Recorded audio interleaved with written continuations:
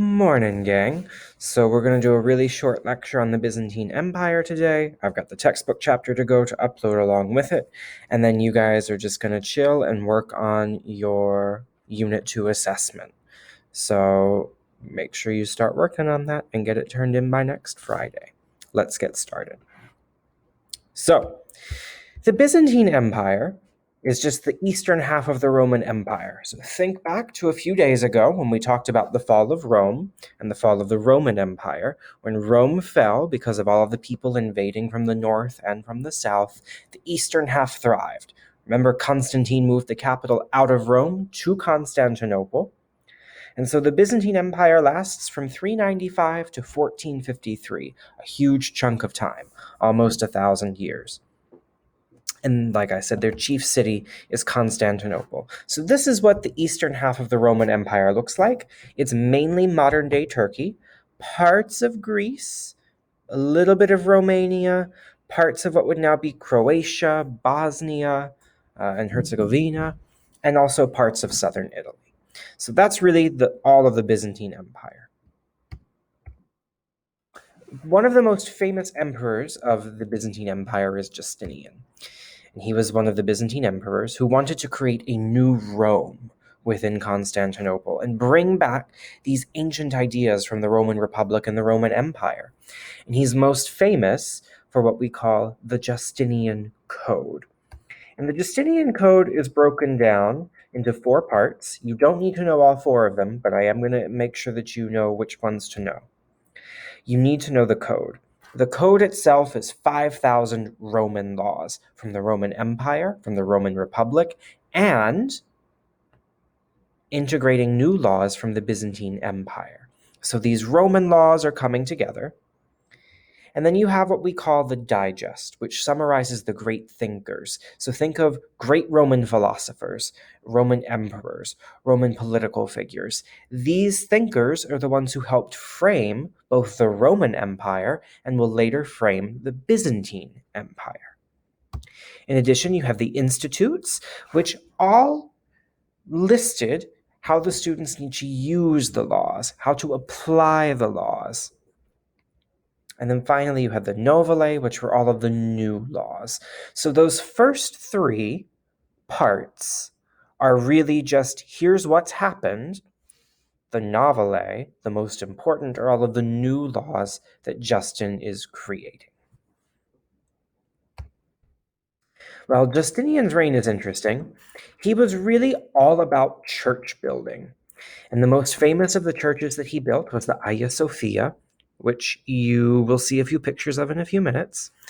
And the Hagia Sophia is the grandest church. It was built to honor Constantinople, all of the saints, and really just show that Christianity was at the forefront and that Christianity wouldn't be forgotten just because they weren't in Rome.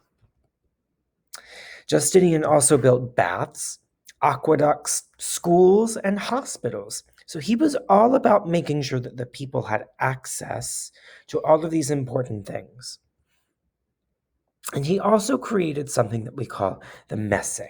And the messe is perhaps one of the most important features of Constantinople itself. So in Constantinople, near the Hagia Sophia, is the messe.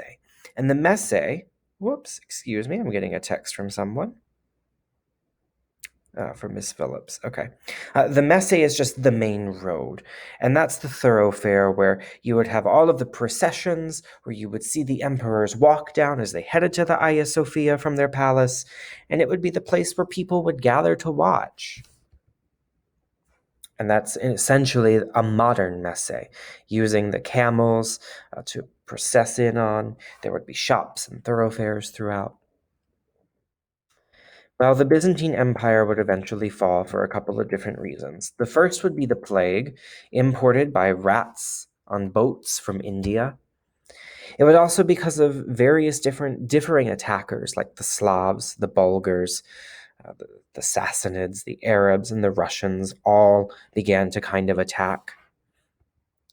And eventually the Byzantine Empire will fall in 1453 to the Turks with the siege of Constantinople. But Because of this, and as time goes on within the Byzantine Empire, we establish what's called Eastern Orthodoxy. So, Eastern Orthodoxy emerges as a protest to what we would call Catholicism, to the earliest unified form of Christianity. Eastern Orthodoxy people, practitioners, believed that the Catholic Church, as it was then, was really emphasizing these religious icons and iconography. Iconography, excuse me. So, thinking of statues of the saints, of the Virgin Mary, paintings and mosaics, really turning away from what true Christian teaching would be. They also believed that the clergy was subservient to the emperor. And it was an odd sort of thing. They didn't feel that the clergy were powerful. They also believed that priests could marry. And so many Eastern Orthodox priests would marry, unlike most Catholic priests. Don't know why that's the picture on Eastern Orthodoxy. So in 1054, we established what we call the Great Schism, where the Pope and the Patriarch excommunicate one another. So it really divides Europe in half. The Pope leading from Rome, the Patriarch from Constantinople. There is a division that has not been healed to this day. The Pope and the priests believe that they are the ones in charge. They have the ultimate authority over the emperors and the kings of Eastern Europe, while the Patriarch believes, no, we're subservient to the emperor. The emperor is God's chosen representative on earth. And so we begin to see these divisions in Christianity emerge, and it's very similar to the division in Islam and Shia and Sunni Muslims. Eventually, during this time period, we get something called the Middle Ages and the Middle Ages form, which is really rooted in Rome and rooted in the beliefs of the Catholic Church. But that's where we're going to stop for today. The Middle Ages are what come next. We'll talk about those tomorrow, just kind of giving you a little sneak peek. So, tomorrow we'll start with the Middle Ages. They're really starting after the Great Schism. So, that will be it for today. Don't worry about any of that. So we'll cover that later tomorrow. I jumped ahead and didn't realize where I had left off. So have a great day. Start working on your your Unit 2 test, the project that's associated with it, and I'll see you all tomorrow.